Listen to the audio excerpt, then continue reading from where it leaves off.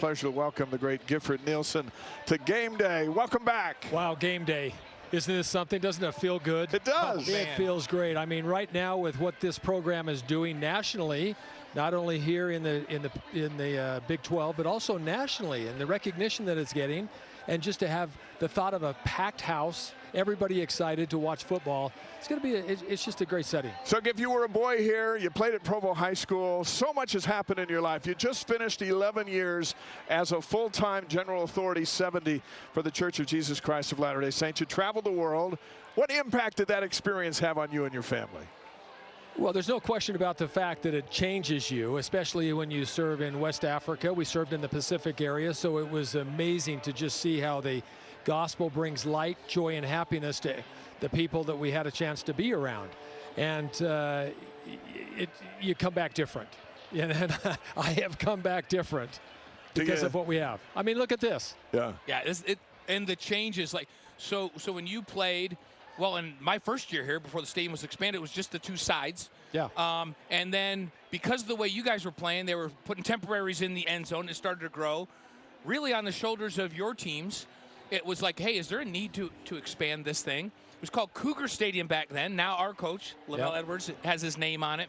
As you think back to the mid-'70s when all of this started for you here, was there a best moment, a most fun moment you ever had in this stadium? I'd love to hear about it. Well, you know, we had to beat Arizona and Arizona State when we were in the WAC conference. We had to do that, and so we played a game against Arizona State, and it was an afternoon just like this. It was the most fascinating game plan that I've ever seen in my entire life. Doug Scoville was in rare form, and he put in a formation that nobody had ever seen before. And he said, Arizona State's coming in as a nationally ranked team. We're going to go with our vanilla offense, and we're really good at our vanilla offense, and then we're going to go to the orange formation. And I said, what's the orange formation? He said, this is what the orange formation is all about, and this is what's going to happen. And Doug knew exactly defensively what the defenders were going to say when we started to rotate and move people around. He said, John Harris, their All-American free safety, this is what he's going to say, and this is what he's going to say. And then when you get ready to snap the ball, he's going to say, man up, man up. And as soon as he says man up, we won the game. And that was Doug Scoville. and so we did it. We went vanilla offense. And I don't know if you'll remember this, but this is, I think, 1976. And at the end of the first quarter, it was 21-20. I remember it. And we beat them 46-21. When you went to the orange formation. We went to the orange formation. And you know what? They got so frustrated, and they just could not take what we were giving them. And so it was a day just like today. And so you got a lot of Cougar fans right now. They're going, oh, what's going to happen? I'm kind of nervous. No, you don't have to be nervous. This is a fundamentally sound football team. You've seen it.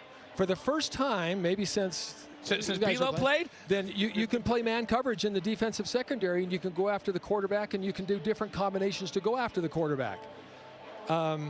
We have gap control like I've never seen before defensively, where we're not going to let anybody out. And you have to have that against Noah Fafita. Yeah. Right. I mean, he's a little Kyler Murray. Yep. He just runs around and runs around, and so you got to just, when he runs around, you got to make him pay. Yeah. And that's exactly what they did with Avery Johnson. Avery Johnson, a fabulous quarterback for Kansas State, ran around, and then one time they hit him so hard, I just thought, this game is over, and that's what you got to do. So fundamentally, I'm feeling really good about this game. I don't think it's going to be a close game. Are you sure you've been gone 11 years? He just picked it. And It sounds like you've been with us every week. Because Giff, he played in the NFL and then was a phenomenal broadcaster and a sports anchor down in Houston for years and years. You just picked it right back up where you left off. This is like, what is going on right now? Good stuff. You're scaring me. I'm just looking at this thing, and I'm seeing, and you've seen it, all of us have been on teams where we're together, right? Yeah. And you really care about each other. And this is a team that's got some powerful senior leadership that will not allow people to get out of their lanes, will not allow people to take off and do their own thing. They're going to stay close. They're resilient, like I've said before, and this team is ready for this spotlight. This is a huge spotlight. The world will be watching this, and BYU wins today, then there's going to be more conversation, and when BYU wins today, you got to speak into existence. There's going to be more excitement And I believe that this team is ready to raise to the level of the excitement here and around the country. Oh, I don't think they're going to fade. I don't think they're going anywhere. I think they're definitely mature enough to do that and to handle it. And something else that you have to be mature with is being able to play two sports. I didn't know that you played basketball as well. I didn't know you played basketball as well. So describe the difference between going out and throwing a touchdown pass and also being in the gym on the court and making a big shot. Yeah, so that was just an interesting experience. So thank you for bringing that up, because I went to Doug Richards and Belmont Anderson said, "Are you coming to the BYU basketball deal?" And I went, "Yeah, I'm going to." And I'm kind of thinking, I gave 2 years of my life here to for alumni. The basketball team got together for alumni morning. Right? Alumni that's morning. awesome. I love that you did that. Yeah. But I had to go over and speak to the Alumni Association, so I didn't quite make that one. Yeah. But here today. But to answer your question, we came from Provo High School right across the street, went 27-0 our senior year, won the state championship in basketball. So several of us came over here to play basketball and also to play football. And then Lavelle said, after those 2 years, we're going to really concentrate on throwing the ball, and that's when he went out and got Doug Scoville and everything changed. So that was very interesting you bring that up. Hey, I mean, follow up. So you hit a big 3 or 2 up there at the Marriott Center. I don't think we had no threes. There were no threes. Yeah, believe me, Danny reminds me about all the time. If there was a 3 when I was playing, Jimmer never would have caught it. And neither would Hawes. You throw a 40-yard touchdown here in this stadium. Compare the rush.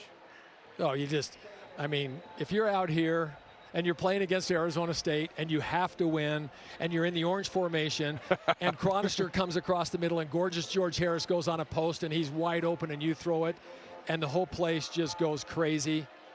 That wins. Is that the best? Isaiah? That wins. Give full circle moment here for me. I was a young missionary 10 years ago in the island of Tonga. I remember sitting in the pew looking up at you, speaking to our mission. Yeah. Just was an awesome experience. So my question really, in the 70s, right, just an incredible pipeline of quarterbacks. 6 that ended up going to the NFL. Right in a row, right? 6 right in a row. Yeah, 6 in a row. What does it mean to you to be a part of that group? Well, it means that we bought into the system and we started to create a foundation of excellence. This place needed tradition, it needed excellence, and it needed a shot. So when you play against BYU, and you guys have faced this, you know that, you're in for the battle of your life. Yep. And we as football players at BYU know we're going to get the best shot. We're going to get the best shot that Arizona's got this year. Mm-hmm. And you got to be up to the challenge. And so, to think about the legacy, because we're all different. I was a different quarterback than Mark Wilson. I was drop back, read defenses, get it to the right guy. And Doug used to say, whatever the defense does, they're wrong. That's how crisp we were. Yeah. Whatever the defense, so you defensive players, whatever you did was wrong, And so that was the feeling then. And then Mark was a different quarterback. He could roll out. He could also drop back and pass. He was very talented. Jim was just a gunslinger. Oh, man, right? Yeah. Just a gunslinger. And a crazy good athlete, too. And a crazy good athlete. And then you have Robbie, who came in and won the national championship. And then you got Ty. No, a scrawny little quarterback out of Texas like Ty Detmer. How'd he get in your group? Yeah. But you talk about a heart and determination. Yeah. Amazing. Yeah. So it's been an honor to be a part of the whole thing. And Steve Young, the craziest athlete of all. Yeah. Right? Yeah. Hey, we could hang out with you all day, but you got to go down onto the field. You got to go be honored. Yeah. And join the other national award recipients as you're honored today, part of the 100 years of BYU football. The great Gifford Neilson, thank you for being with us. Thank you. Steve Young going to show up? He's here. He's here. He's in the house. He came on the show earlier. He came on the show earlier. Thank you, Giff. But in his contract, he said coming up, we're going to announce our